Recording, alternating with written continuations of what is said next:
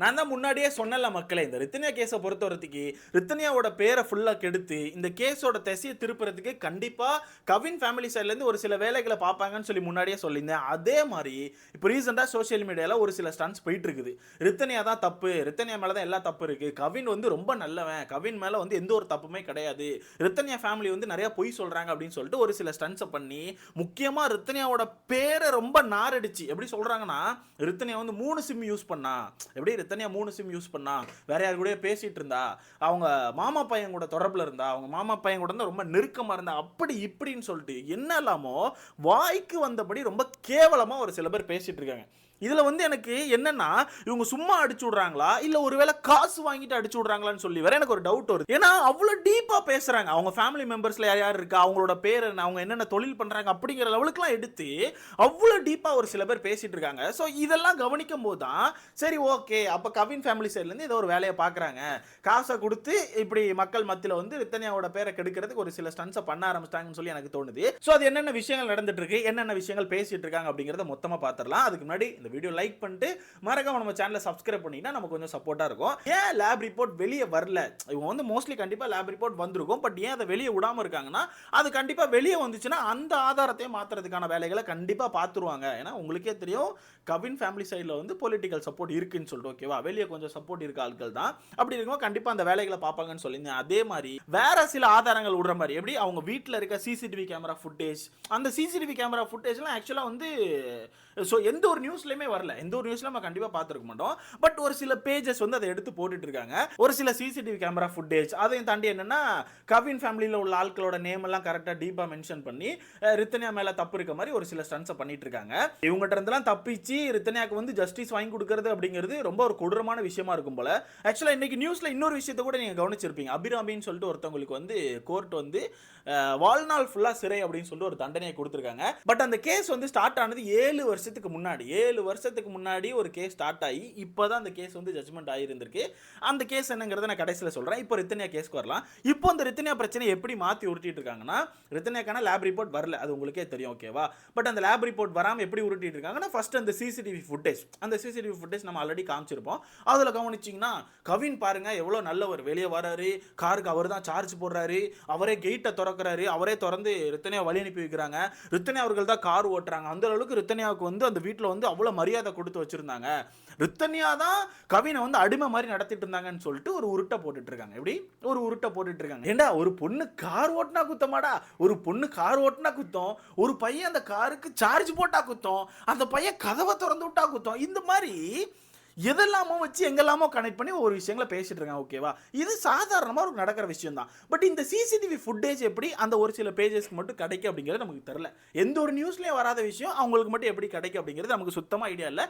அது கவின் வீட்டில் உள்ள சிசிடிவி ஃபுட்டேஜ், ஓகேவா. சரி ஓகே, அது ஏதோ ஒரு ஸ்டன் நடக்குது அப்படிங்கிற நமக்கு தெரிஞ்சு போச்சு. ரெண்டாவது இப்போ எப்படி உருட்டுறாங்கன்னா, ரித்தன்யா மேல தான் தப்பு. ரித்தன்யா வந்து அவங்க மாமா பையன் ஒருத்தங்க கூட தான் ரொம்ப க்ளோஸா இருந்தாங்க. இப்படி ஒரு மாமா பையன் ஒருத்தங்க கூட தான் ரொம்ப க்ளோஸா இருந்தாங்க. அந்த மாமா பையனுக்கு 15 வயசு தானா, இப்படி 15 வயசு பையன் கூட ரொம்ப க்ளோஸா இருந்தாங்களாம்.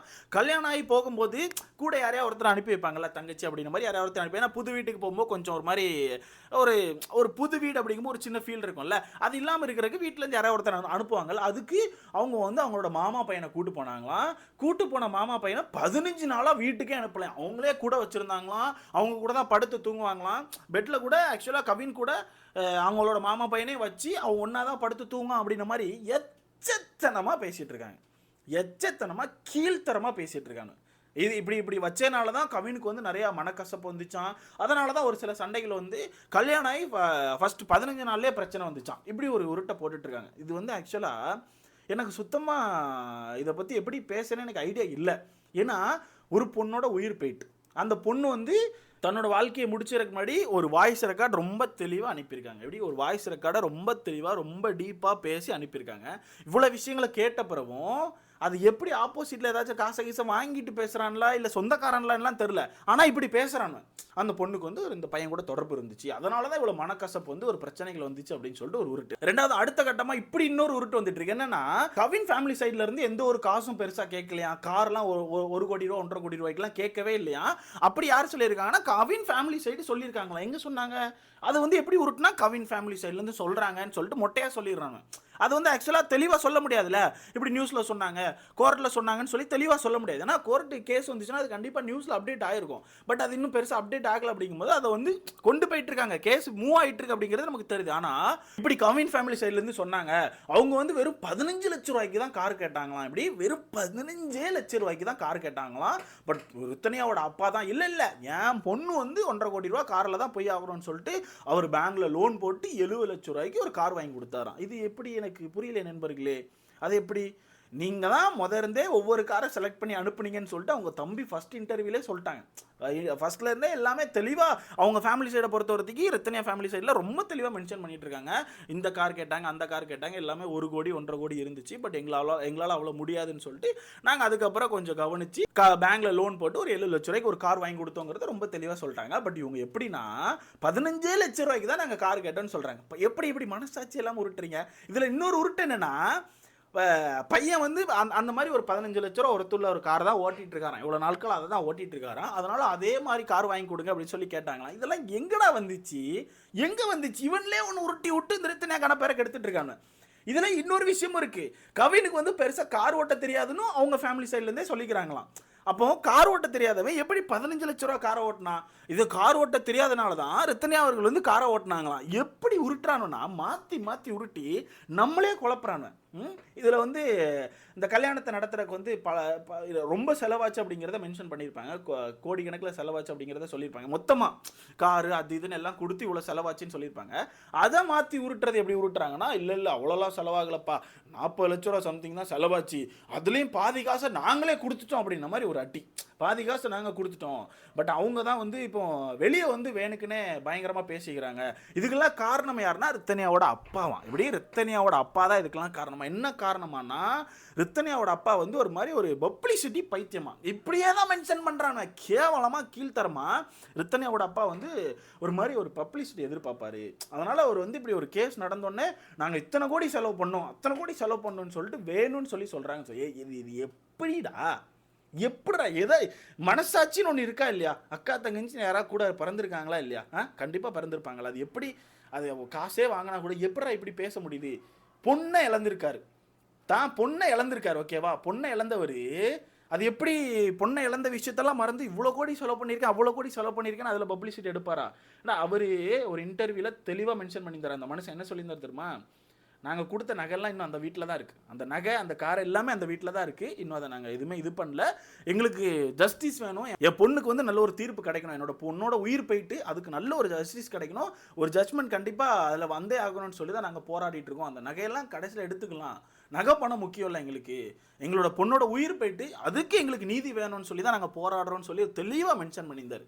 அப்படி மென்ஷன் பண்ணுற மனுஷன் எதுக்குடா இவ்வளோ பப்ளிசிட்டி பண்ணணும்? அது எப்படி 2 கோடி ரூபா செலவு பண்ணியிருக்கேன்னு சொன்னால் அது பப்ளிசிட்டியா?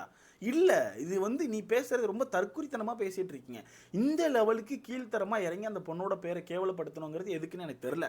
ரொம்ப கேவலப்படுத்தணும். இதில் அடுத்தது என்னன்னா, அந்த பொண்ணு 3 சிம் கார்டு யூஸ் பண்ணாங்களாம். அதில் வந்து கடைசி நாட்கள் அந்த கோவில் போயிட்டு வரும்போது கார் வந்து ஒரு ரோட் சைடில் நிற்கிற மாதிரி ஒரு சிசிடிவி ஃபுட்டேஜ் வந்துச்சுல.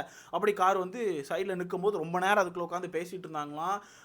உட்காந்து அழுதுட்டு இருந்தாங்களாம். அழுது யார்கிட்டயோ பேசிகிட்டு இருந்தாங்களாம். சைடில் உள்ள மக்கள்லாம் பார்த்து அதை சொல்லியிருக்காங்களாம். அது யாருன்னு கண்டுபிடிங்க, அவங்க தான் காரணமாக இருக்கும், ஏதோ ஒரு தொடர்பு இருக்குது, 3 சிம் கார்டு எப்படி அவங்க யூஸ் பண்ணலாம், அதெல்லாம் எடுங்க, அதை எடுத்து பார்த்தா தான் தெரியும்னு சொல்லிட்டு கவின் ஃபேமிலி சைட்லேருந்து சொல்லிட்டு இருக்காங்களாம். இது என்னடா புதுசாக இருக்குது?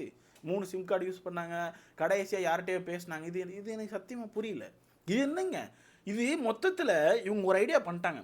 கவினோட பேரை காப்பாற்றணும், அந்த ஃபேமிலியோட பேரை காப்பாற்றணும். அது எப்படி காப்பாற்றலான்னா, அதை வந்து அவங்களோட நியாயத்தை சொன்னால் காப்பாற்ற முடியாது. அவங்களோட நியாயத்தை மட்டும் சொல்லிட்டு இருந்தால் காப்பாற்ற முடியாது. அதனால் ஆப்போசிட்டில் இருக்க பார்ட்டியை உடைக்கணும். ஸோ அதனால் என்ன பண்ணுறாங்கன்னா, ரித்தன்யாவோட பேரை ஃபுல்லாக கெடுக்கிறாங்க. அந்த பொண்ணு இப்படி தான் பண்ணா, அந்த பொண்ணு தான் எங்கள் வீட்டில் வந்து ரொம்ப அரகண்டாக இருப்பா, எதுனாலும் ஒரு மாதிரி டப்புன்னு பேசுவா, என் பையன் ரொம்ப நல்ல பையன், அவன்லாம் காலைல நீட்டாக இருந்துச்சு, காலைல நீட்டாக குளிச்சு சந்தனை போட்டு வச்சு தான் சுற்றிட்டு இருப்பான். பட் அந்த பொண்ணு அப்படி கிடையாது. அந்த பொண்ணு வந்து என் பையனை வந்து ரொம்ப கொடுமைப்படுத்தினா, ஒரு வேலைக்கார மாதிரி ட்ரீட் பண்ணான்னு சொல்லிட்டு மொத்தமாக அந்த பொண்ணு மேலே எல்லா தப்பையும் போட்டு தன் பையனை காப்பாற்றுறதுக்கு பொண்ணோட நேமை ஃபுல்லாக டேமேஜ் பண்ணிட்டு இருக்காங்க. ஏன்னா அந்த பொண்ணு இப்போ இல்லைல்ல, அந்த பொண்ணு இருந்திருந்தா வந்து சொல்லலாம், இல்லை அப்போல்லாம் நடக்கலன்னு சொல்லிட்டு அந்த பொண்ணு இல்லை. ஸோ இல்லாத காரணத்தினால இல்லாத பல்லாத விஷயங்களெல்லாம் சொல்லி அந்த பொண்ணோட பேரை ஃபுல்லாக கெடுத்துட்டு இருக்காங்க அப்படிங்கிறது தான் உண்மை. இதில் அவங்க கேட்டால் இன்னொரு விஷயமும் சொல்கிறாங்களாம், நாங்கள் வந்து நகை பணத்துக்காகலாம் யாரையுமே கல்யாணம் பண்ணல, எங்களுக்கு வந்து பையனுக்கு வந்து ஒரு நல்ல பொண்ணு வேணும்னு சொல்லிட்டு யோசிச்சுட்டு இருந்தோம், பையனுக்கு வேறு வயசாகிட்டு இருந்துச்சு அதனால் யோசிச்சுட்டு இருந்தோம், பையனுக்கு முடி வேற கொட்டிட்டு இருந்து. ஸோ டக்குன்னு இவங்க வந்து கேட்கும்போது சரி ஓகேன்னு சொல்லி தான் கட்டி கொடுத்துமே தவிர நாங்கள் காசுக்காகலாம் கெட்டியே கொடுக்கல அப்படின்னு ஒரு ஸ்டேட்மெண்ட்டையும் வைக்கிறாங்களாம். இப்படி வைக்கிறாங்கன்னு சொல்லிட்டு ஒருத்தன் உருட்டுறான். இது வைக்கிறதெல்லாம் உண்மையாக போயா நமக்கு தெரியல. ஏன்னா எந்த ஒரு நியூஸ் சேனல்ஸ்லையும் வரல, கோர்ட்டுக்கு கேஸ் போயிட்டா அப்படிங்கிறதெல்லாம் இன்னும் கரெக்டாக யாருக்குமே தெரியாது. இப்படி வைக்கிறாங்கன்னு சொல்லி ஒருத்தன் உருட்டி மக்களை டைவர்ட் பண்ணிட்டு இருக்காங்க. பட் மக்கள் கொஞ்சம் உஷாராக இருக்காங்க. நான் கூட பயந்தேன், கமெண்ட் செக்ஷனில் போய் பார்க்கும்போது கொஞ்சம் கவனித்து பயந்தேன். ஐயோ மக்கள் ஒருவேளை ட்ராக் மாறிடுவாங்களோ, இப்படி கேட்குறதெல்லாம் கேட்டுட்டு எங்களுக்கும் அந்த டவுட் இருக்கு ப்ரோன்னு சொல்லிடுவாங்களோன்னு சொல்லிட்டு நான் பயந்தேன். பட் மக்கள் ரொம்ப உஷாராக ரொம்ப தெளிவாக கமெண்ட்ஸில் வச்சு செஞ்சிட்டு இருக்காங்க அப்படிங்கிறது உண்மை. நல்லா ஒன்று தெரிஞ்சுக்கோங்க, அங்கே ஒரு உயிர் போயிருக்கு. அந்த உயிரை வச்சு இங்கே கேம் ஆடக்கூடாது. அந்த உயிருக்கு ஜஸ்டிஸ் வாங்கி கொடுக்குறியா, அதுக்கு நில்லு. அதுக்கு ஏதாவது ஆதாரம் கிடச்சிச்சுன்னா நியூஸில் ஏதாவது வந்துச்சுன்னா எடுத்து பேச தப்பே கிடையாது. ஆனால் அதுக்கு ஆப்போசிட்டாக ஏதாவது ஒன்று பேசி இங்கே ஏதாவது காசு வாங்கிட்டு பேசுகிறாங்கிறது இன்னும் எனக்கு கன்ஃபார்மாக தெரியாது. நான் அதனால் அதை வந்து நான் ஓப்பனாக சொல்ல விரும்பலை, இன்னும் நமக்கு கன்ஃபார்மாக தெரியாது. பட் எதுக்கோ பேசுகிறேன். ஆனால் அந்த ஒரு சில பேருக்கு வந்து நிறைய பர்சனல் டீட்டெயில்ஸ் கிடைக்குது, கவினை பற்றியான நிறைய பர்சனல் டீட்டெயில்ஸ் கிடைக்குது. அது எப்படிங்கிறது நமக்கு தெரில.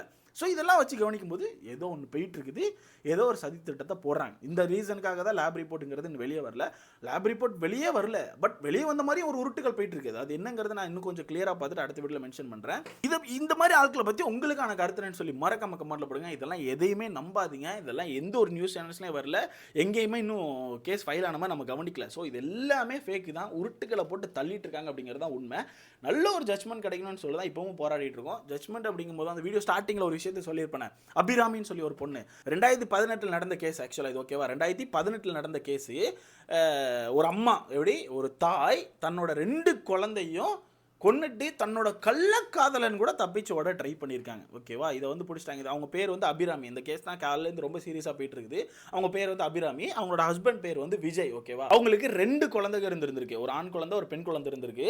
அந்த ஆண் குழந்தையோட பேர் வந்து விஜய், பெண் குழந்தையோட பேர் வந்து கார்மிகா.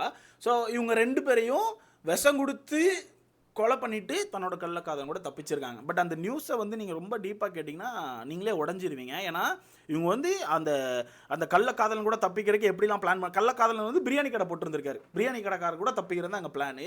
இது எப்படி தப்பிக்கிறதுக்குன்னா 3 பேருக்கும் விஷம் கொடுக்கணும்னு ட்ரை பண்ணியிருந்திருப்பாங்க போல். பட் ஒரு நாள் நைட்டு கொடுத்துருந்துருக்காங்க, அது ஒர்க் ஆகலை. அது ஒர்க் ஆகலைன்னா ஹஸ்பண்ட் தப்பிச்சிட்டாரு, அந்த சின்ன பையன் தப்பிச்சிட்டான் போல். ஏன்னா நைட்டு வந்து பாலில் கலந்து கொடுத்துருந்துருக்காங்க. பட் அந்த சின்ன பொண்ணு மட்டும் அன்றைக்கி இறந்துட்டாங்க. அன்றைக்கி நைட்டே வந்து ஆக்சுவலாக அந்த விஷம் வந்து இதாகி மாறன் இறந்துட்டாங்க போல்.